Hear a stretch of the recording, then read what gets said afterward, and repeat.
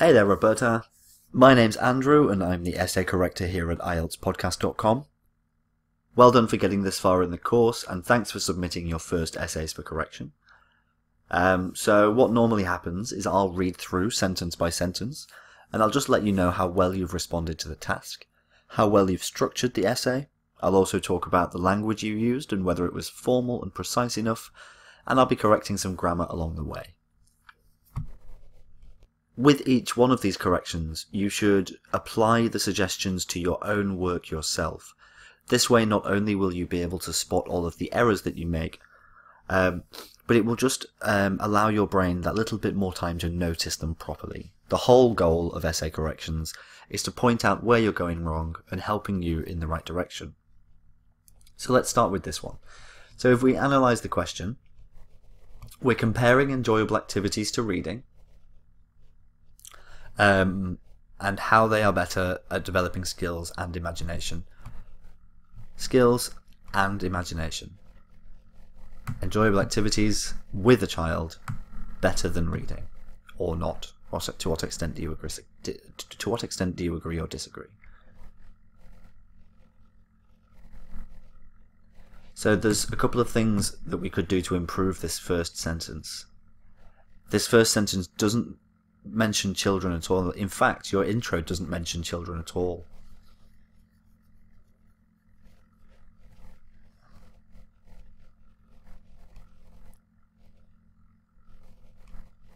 So we've mentioned children here.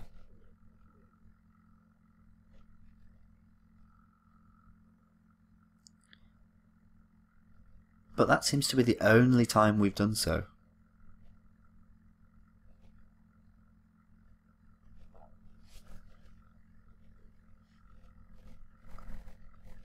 So let's keep it about the subject of the essay, which is participating in or engaging in pleasant activities with children.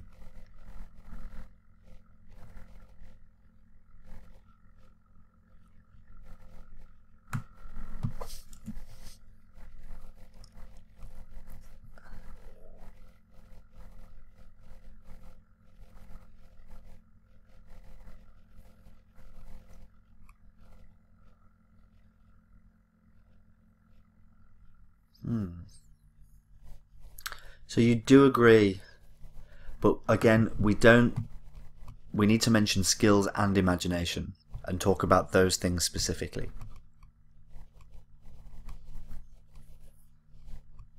And we result in things, we don't result into things.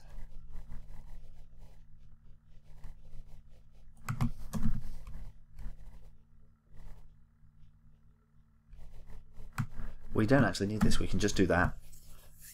Largely because the latter, the former and the latter, are the formal ways of saying the first and the last.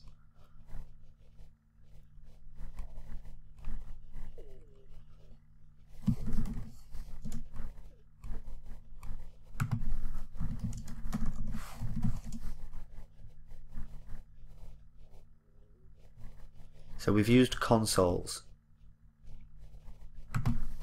And we've used two examples, so we should pluralize this.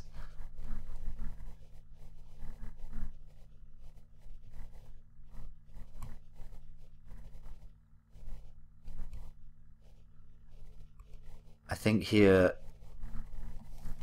we should use aptitude tests.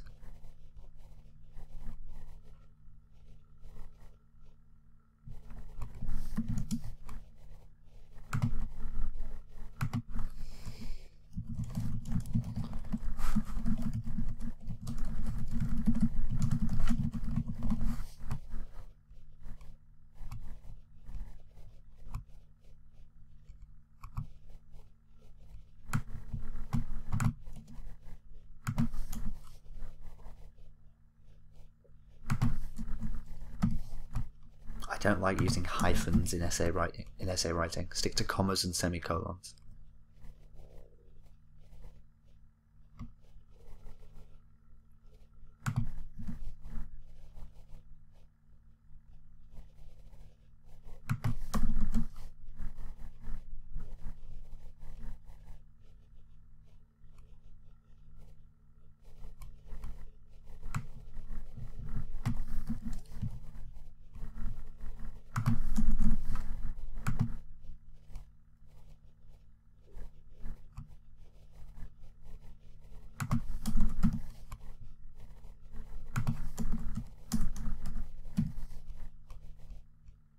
Cool.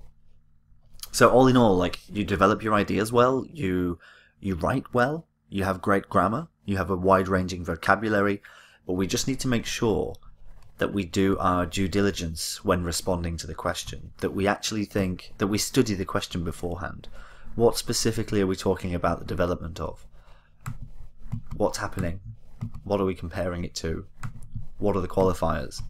There's lots of things in every question that we must pay very close attention to and make sure that we include. So in your introduction, always make sure that the examiner would know exactly what question you were asked, even if they couldn't see it. So you should fully encompass everything in the question in your introduction, generally, but specifically. So we don't go into excessive details. We don't need to write a paragraph, but we do need to make sure that we tackle each term on its own, that we mention everything that we're about to discuss. But let's have a look at your second piece. So again, this is a fairly easy question to understand, but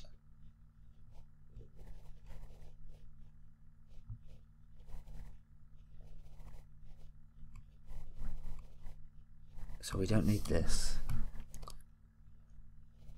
I wouldn't say families communicate less, because we're talking about members of the same family. So if we say families communicate less, it seems like we're talking about multiple families. So either say family members or relatives.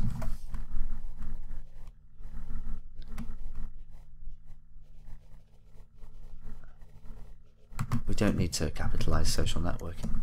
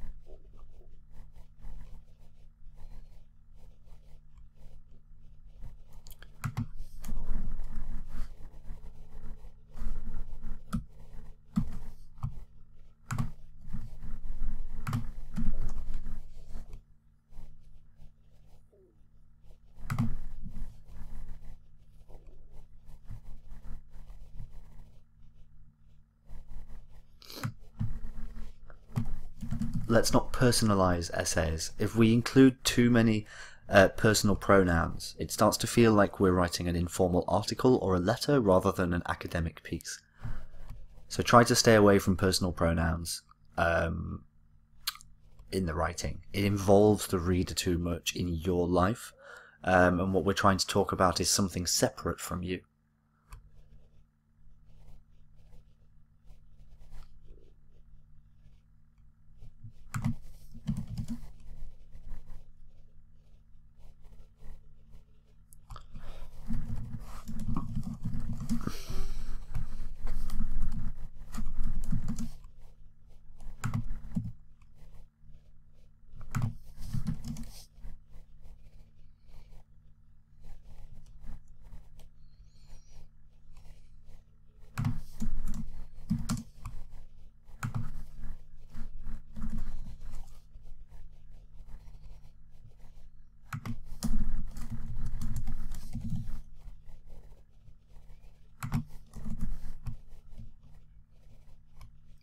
So yeah, again, you have a very natural way of writing, but there are a couple of small errors.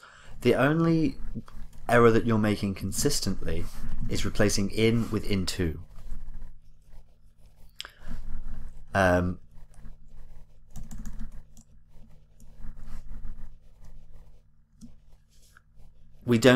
Into is used quite uncommonly, actually, and it's almost always better to use in, but I would look up the appropriate usage of that word, just to give yourself a better idea of its application. But one thing that I do normally recommend to students when they submit their first essays is to go on these websites. These guys write quite scientific articles for the consumption of the general public. So they're formally written, but they're not too formal, you know. This will help you to get an idea of grammar patterns and academic language. I'll also send over the 3 most common academic vocabulary word lists for you to study. But when you send me your next email with your essays in it, send me your corrected essays, as I mentioned at the start of the video.